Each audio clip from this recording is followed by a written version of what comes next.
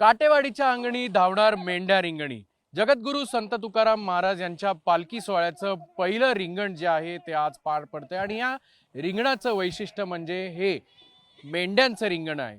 काटेवाडीमध्ये जेव्हा तुकाराम महाराजांची पालखी येते दुपारच्या 20वानंतर संध्याकाळी 4 ते 5च्या सुमारास या ठिकाणी एक गोल रिंगण पार पडतं, ज्या ठिकाणी मेंढ्यांचं रिंगण ज्याला आपण म्हणतो ते परंपरेनुसार हे मेंढ्यांचं रिंगण पार पडणार आहे. आणि आपण तत्पूर्वी जर तयारी बघितली तर या सगळ्या मेंढ्यांची आता आंघोळ जी आहे ती घातली जाते. मेंढ्यांचे सगळे हे मालक आहेत ते आपल्या ठिकाणी आहेत. मित्र, काय नाव आहे तुझं? किती वर्षांपासून ही परंपरा सुरू आहे? माझं नाव विकास आनंद केसकर. ही परंपरा 3 वर्ष म्हणजे 3 पिढ्या झाल्या आमच्या. आमचं आजोबा राखत होतं, आजोबानंतर वडील राखत होतं, वडिलांनंतर आता आम्ही बी चालू यात बकरी राखाय.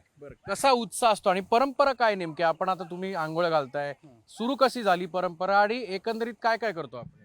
परंपरा सुरू म्हणजे एक देवीचा आजार आलता पहिला. आमचा आजोबा सांगत होतं, त्या आजोबांनी जी चालू केलं, आम्ही डॉक्टर बघितलं, सगळं बघितलं, दवाखाना केलं. मेंढ्यांना काय फरक पडला नाही.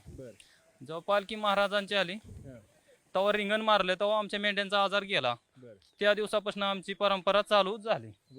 आता काय काय तयारी कशी करता? किती दिवसांपूर्वी तयारी होती? दिवसापुरती म्हणजे आज दुईच्या मेंढ्या, त्यांना कलर वगैरे लावायचा. कलर लावल्यानंतर मग ते मेंढ्या रिंगणाला नेतो आम्ही. रिंगणावरून फिरून असे आणतो. आम्हाला म्हणजे पूर्वीपासून जी पिढी आली ना आमची, ती पाऊस वगैरे आम्हाला होतो चांगला, मेंढ्यांना चारा पाणी होतो, रोगराई एवढं येत नाही आम्हाला. कशी तयारी यावेळेस? ह्यावेळेस बी चांगली तयारी आहे. ह्यावेळेस बी पाऊस झालाय, त्यामुळे खायचा चारा पाणी भरपूर आहे त्यांना. आपण बघू शकतो की मेंढ्यांचं रिंगण जे आहे त्याला एक पारंपरिक वारसा लाभलेला आहे.